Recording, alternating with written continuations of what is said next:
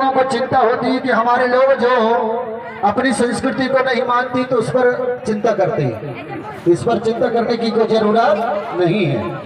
एक दिन गोपाल बाबा अपने 5 शिष्यों से कहा कि बेटा तुम्हें 5 गांव का भ्रमण करना है। कहाँ भेजा गोपाल बाबा ने? 5 गांव को भ्रमण करने के लिए पहुंचाया। पीछे कर ले अब सुमर और नहीं जाकर के होगा 5 गांव तो में मतलब बरुआ आते हैं। कोया प्रेम का प्रचार करना है। तो 5 शिष्य कौन कौन थे? नारायण सूर, कोला सूर, हीरा ज्योति, मनगुसुगाल और तुरपुराय। ये चले गए 5 गांव में। अब 5 गांव में जाकर के लोगों को बुला रहे हैं। कोई आके सुन रहा है, कोई मन से सुन रहा है, कोई अपने काम में लगा हुआ, कोई गाय चराने को जा रहा। इसी तरह से दूसरे गांव में भी हुआ, तीसरे गांव में भी हुआ, चौथे में भी हुआ, 5 में भी हुआ, इसी तरह से। अब ये समझा करके उन्हें और अपने घर की आते हैं तो राह में इकट्ठा होते हैं 5 शिष्य। तो नारायण सूर्य ने कहा कि भैया बताइए, आप प्रेम प्रचार करने के लिए गए थे तो वहां के लोगों ने अच्छे से सुने होंगे? नहीं भैया, बिल्कुल नहीं सुने वहां के लोगों ने। कोई गाय चरा रहा है, कोई आकर के सुन रहा है, अच्छे से सुन रहा है, कोई आके सुन रहा था अनमाने मन से सुन रहा है, कोई आके सो के सुन रहा है, कोई गाय चरा रहा है तो कोई खेत का काम कर रहा है। बोले भैया इसी तरह से मेरे साथ भी हुआ। तीसरा ने भी बताया इसी तरह मेरे साथ भी हुआ। 5 की बात ये हो जाती है। अभी आते हैं, चर्चा करते हुए आते हैं, गोपाल बाबा के पास आते हैं। गोपाल बाबा देख करके इनकी मन की बात को समझ जाते हैं कि इनके साथ अच्छा व्यवहार नहीं हुआ, इसलिए मेरे चेलों के, मेरे शिष्यों के चेहरे उदास हैं। पूछा गोपाल बाबा ने तो कहा, शिष्यों ने कहा कि हे बुढ़वा बोय, अब दोबारा हमें प्रचार करने के लिए ना पहुंचाए, क्योंकि समय फालतू जा रहा, व्यर्थ समय गवाते, क्योंकि वहां के लोग कोई नहीं सुनते। तो इसका उत्तर क्या है? बुढ़वा बोए बोले सुनते क्यों नहीं? कुछ सुन रहे हैं, कुछ नहीं सुन रहे। बोले बेटा चलो, आज मैं तुम्हें अपना उत्तर बता देता हूं, इसका भावार्थ क्या है। तो ऐसे जंगल में ले गया, वहां पर एक आम का पेड़ लगा हुआ। काय का पेड़ लगा था? आम का पेड़। बोले यहां पर बैठना है और जब तक मैं ना कहूं तब तक यहां से उठ करके नहीं जाना है। बोले हाँ बुढ़ू, और इस पेड़ पर नजर रखना है कि ये पेड़ क्या संकेत दे रहा। तो उस पेड़ से कोई समय सूखी डालियां गिर रही है, सूखे पत्ते गिर रहे हैं, पका हुआ फल गिर रहा है, कच्चा फल गिर रहा है, और उन फलों को चींटियां खा रही, मूंगी खा रही हैं,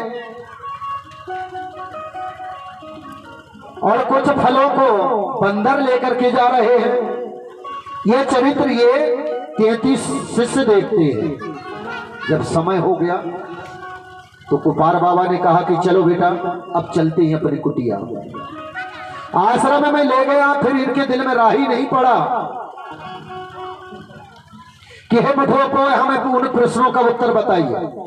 बोले बेटा आप नहीं समझे? बोले नहीं, गुरुदेव नहीं समझ पाया। जो पक कर के गिर रहा था और जाकर के नीचे सड़ गया, उसको कीड़े खा रहे थे, क्योंकि कीड़ों को आम खाना ही था, फल खाना। जिसको जो चीज लग रही थी वो ले जा रहे थे।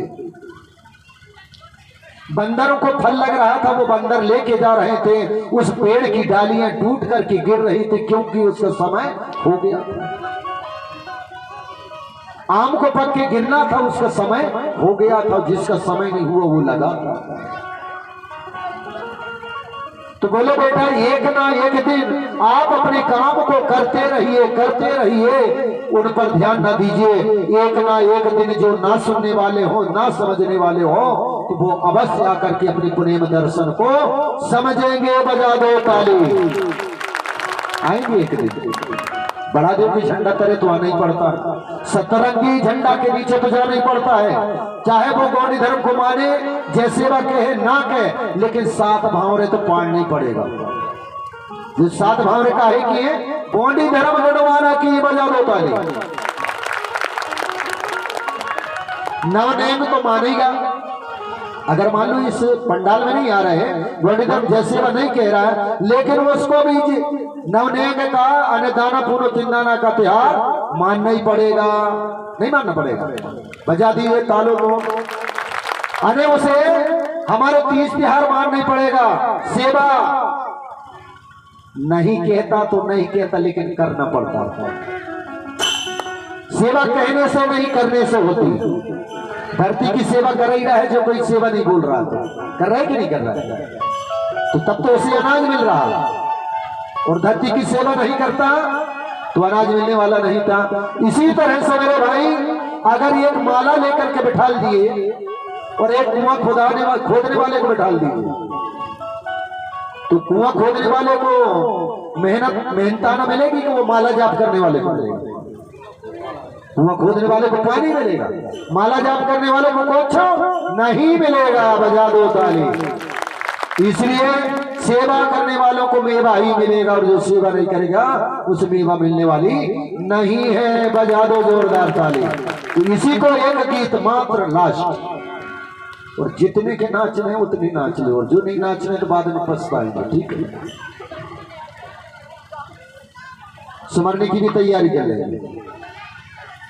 आज भर है नाचना कूदना। और एक बात हो, बिस्की होली जलाने के लिए सब लोगों ने हाँ बोले। एक बार फिर पूछता हूँ कि बिस होली जलाने के लिए सब लोग पंडाल में आएंगे 9 बजे की नहीं आएंगे?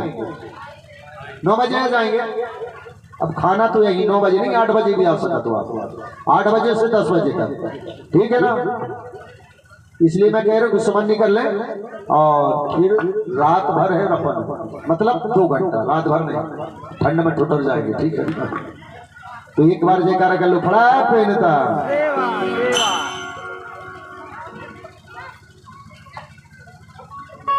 तो एक बार कुपार बाबा ने अपने शिष्यों को कहाँ पहुंचाया था? पेनक मेड़ी पहुंचाया था।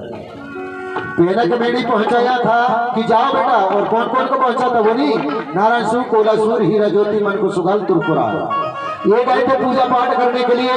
शंभू बाबा की पूजा किए जरूर, स्मरण किए, गोंगो किए, लेकिन इन्हें 5 गुफा बना दी। कितनी गुफा बनाए? 5। वहीं पर रह करके तपस्या करने लगे, और कुछ दिन के बाद में अपनी कछारगढ़ फिर आ गए।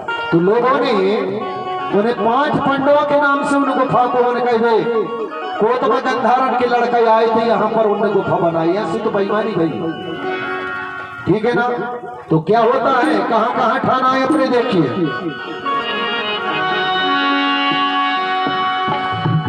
अरे नांग द्वारी पचे मड़ी ठाना, बड़े प्यार से बड़े प्रेम से नाच लीजिए सब लोग। और मेघ देने का अवसर भी यही गीत भर है। कम से कम अपने गुरु जी है, दान पुण्य तो नहीं चलता है, लेकिन नेक दस्तूर कर दो तो बड़ा दोस्त से आशीर्वाद ले लो। अरे नाग द्वारी पचे मड़ी ठाना रे, उदय ठाना रे, कोया नसे बाई लागे नाग द्वारी पचे मड़ी ठाना, उदय ठाना रे, कोया नसे बाई लागे।